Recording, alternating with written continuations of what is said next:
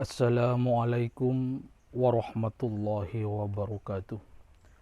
Bismillahi masyaallah la yasukul khaira illallah.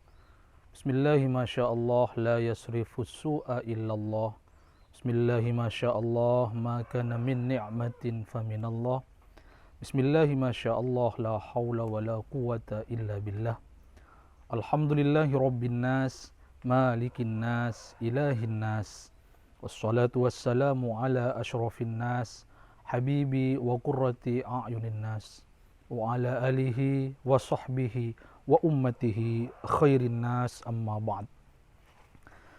Pemirsa yang dirahmati Allah subhanahu wa ta'ala, sesuai dengan definisi mendasar daripada manusia, sebagaimana yang diungkapkan oleh Kanjeng Nabi Muhammad sallallahu alaihi wasallam, al-insanu hayawanun natiq, bahwa manusia adalah hewan yang bisa berbicara, hewan yang bisa berpikir.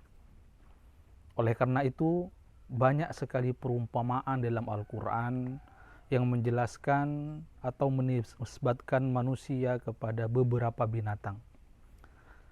Dalam beberapa keadaan, manusia oleh Allah Subhanahu wa Ta'ala dalam Al-Quran sering diibaratkan dengan beberapa binatang. Salah satu binatang yang menjadi perumpamaan manusia adalah binatang ternak. Sebagaimana tercantum dalam surat Al-A'raf ayat 176, Allah Subhanahu wa taala berfirman, "A'udzubillahi minasyaitonirrajim. Bismillahirrahmanirrahim. Walaqad dzara'na li jahannama katsiran minal jinni wal ins. Lahum qulubun la yafqahuna biha. Walahum a'yunun la yubsiruna biha, walahum adhanun la yasma'una biha, ulaika kal an'ami bal hum adall, ulaika humul ghafilun." Shadaqallahul azim. Pemirsa yang dirahmati Allah Subhanahu wa taala, kurang lebih artinya demikian. Walaqad dzara'na li jahannama, sungguh telah kami siapkan untuk memenuhi neraka jahanam, katsiran minal jinni wal insi, banyak sekali dari golongan jin dan manusia. Kenapa mereka bisa ke sana? Lahum qulubul la yafqahuna biha, mereka itu punya hati, tetapi hatinya tidak digunakan untuk memahami agama. Walahum a'yunul la yubsiruna biha, mereka juga punya mata, tetapi matanya tidak digunakan untuk melihat agama dan melihat kebenaran. Walahum adhanul la yasma'una biha, mereka juga punya telinga, tetapi telinganya tidak digunakan untuk mendengar kebenaran dan mendengar agama. Orang yang seperti itu, kata Allah Subhanahu wa ta'ala, hatinya tidak digunakan untuk memahami agama dan kebenaran, telinganya tidak digunakan untuk mendengar agama dan kebenaran, matanya tidak digunakan untuk melihat agama dan kebenaran. Ulaika kal an'am, mereka itu seperti binatang ternak. Balhum adol, bahkan lebih sesat daripada binatang ternak. Siapakah mereka? Ulaika humul ghafilun, mereka adalah orang-orang yang melampaui batas. Pemirsa yang dirahmati Allah Subhanahu wa ta'ala, menarik untuk kita kaji, untuk kita teliti dalam konteks Al-A'raf 176 ini, kenapa Allah Subhanahu wa ta'ala dalam tanda petik begitu tega mengibaratkan manusia yang melampaui batas tersebut seperti binatang ternak. Kenapa? Pertama tadi, karena memang hatinya tidak digunakan untuk melihat, untuk memahami agama dan kebenaran, matanya tidak digunakan untuk melihat agama dan kebenaran, telinganya tidak digunakan untuk mendengar agama dan kebenaran.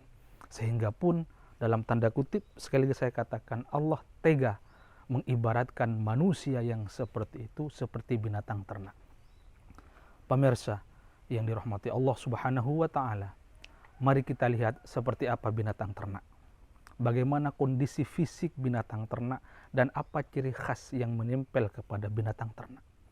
Yang pertama, pemirsa yang dirahmati Allah Subhanahu wa ta'ala, binatang ternak, kualitas mahal dan murahnya ditentukan dari berat badannya, dari kualitas badannya, bukan dari isi badannya.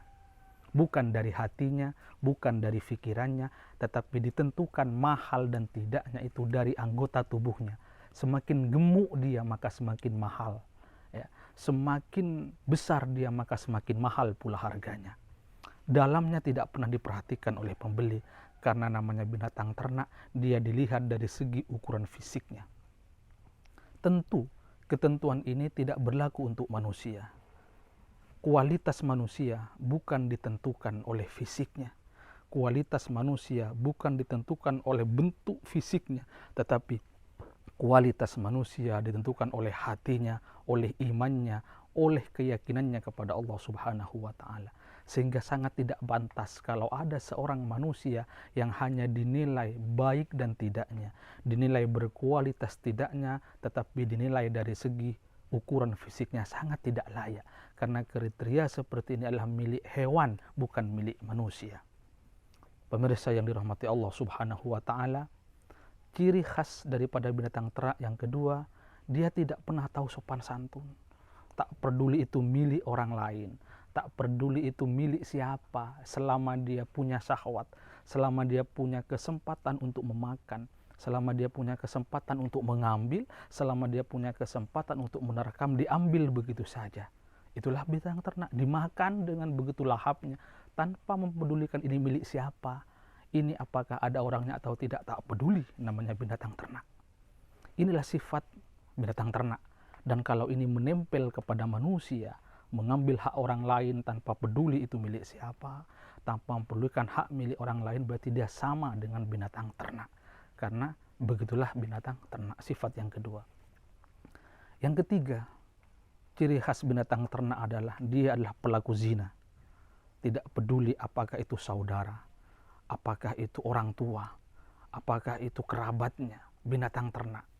Selagi ada syahwat, selagi ada kemauan, selagi ada kesempatan, maka namanya binatang ternak akan langsung menggarap hewan lawan jenisnya, walaupun itu dari kalangan adiknya sendiri, walaupun itu dari kalangan orang tuanya sendiri, tetap saja dia bisa menyalurkan syahwatnya tanpa memperdulikan etika, tanpa memperdulikan nasab. Itulah binatang ternak, dan itu nggak salah, karena itu binatang ternak.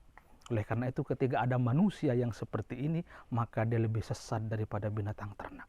Kalau ada manusia, naudzubillah, yang melakukan perzinahan, apalagi dengan keluarga, dengan kerabat, dengan orang-orang yang masih senasab dengan dia, maka dia lebih kejam daripada binatang ternak. Ciri yang terakhir daripada binatang ternak adalah dia lebih indah kalau tanpa menggunakan busana.